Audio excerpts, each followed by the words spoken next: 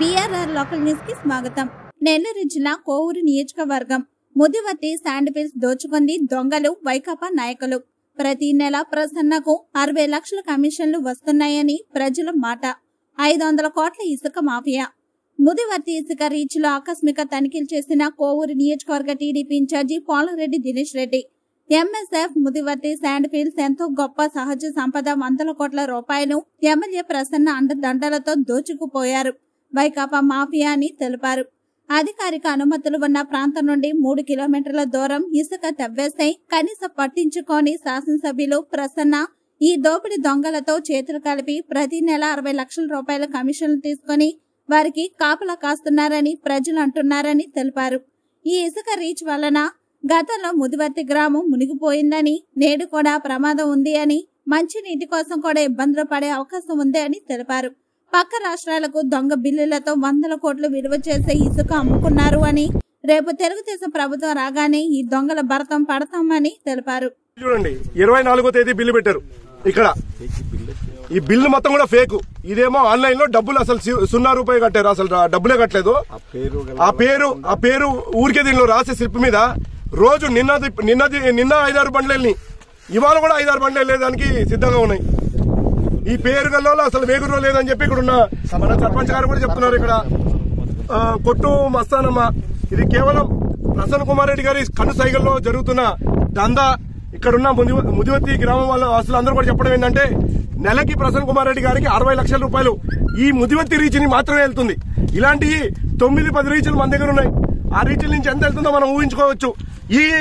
ఈ లెక్క వేసుకుంటే వెళ్తే రోజుకి 2,000 టన్నులు మన ఒక్కొక్క రీచ్ నుంచి వెళ్తున్నాయంటే 9 రీచ్ల నుంచి 10 రీచ్ల నుంచి ఎంత వెళ్తుంది చూడండి. ఎంత డబ్బు ప్రసన్న కుమార్ రెడ్డి గారికి వెళ్తుంది, ఆ పైన జగన్మోహన్ రెడ్డి గారికి ఎంత డబ్బు వెళ్తుందో మనం అందరూ కూడా ఆలోచించాల్సిన అవసరం ఉంది.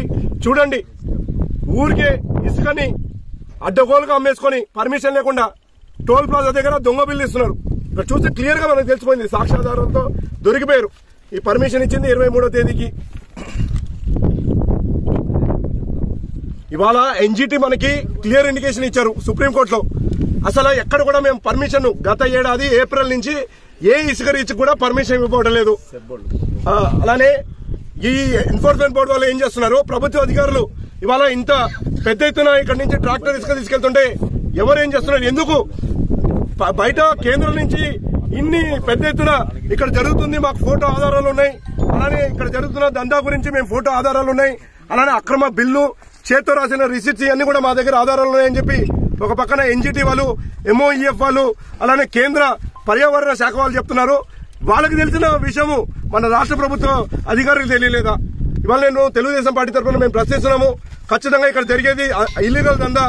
దీనికి వెంటనే ఇది ఎంతైతే తవ్వారో 2019 అధికారంలో వచ్చిన తర్వాత అప్పటి నుంచి ఇప్పటి వరకు గూగుల్ మ్యాప్స్ తీయాలి, ఎంత తవ్వకాలు జరిగాయో చూడాలి, ఎంత పర్మిషన్ ఇచ్చారు అప్పుడు దాకా, ఎంత అడిషనల్ గా తవ్వకాలు జరిగాయో ఈ ఎవరైతే ఈ రీచ్ రన్ చేస్తున్నారో వాళ్ళ దగ్గర నుంచి కట్టించాలి. ఇది కేవలం ఇక్కడున్న వైఎస్ఆర్సీపీ నాయకులు అలానే ఎమ్మెల్యే గారు కనసాయిలో జరుగుతుంది. దీని పూర్తి బాధ్యత ఎమ్మెల్యే గారు వహించాలని చెప్పి ఈ రోజు తెలుగుదేశం పార్టీ కోవూరు నియోజకవర్గం తరఫున మేము డిమాండ్ చేస్తున్నాము. వెంటనే ఎవరి అక్రమ తవ్వకాలు జరిపారో జగన్మోహన్ రెడ్డి గారు దర్యాప్తు చేసి ఈ మొత్తం డబ్బు కూడా రాష్ట్ర ప్రభుత్వ ఖజానాలో జమ చేయాలని చెప్పి తెలుగుదేశం పార్టీ తరఫున డిమాండ్ చేస్తున్నాము. ఇవాళ ఇక్కడే కాదు, ఇది కేవలం ఒక రీచ్ ఒక ఎగ్జాంపుల్ మాత్రమే. ఇలాంటి రీచ్లు మన నియోజకవర్గంలో 10 ఉన్నాయి. అలానే మన రాష్ట్రంలో చూసుకుంటే 550 రీచ్లు ఉన్నాయి.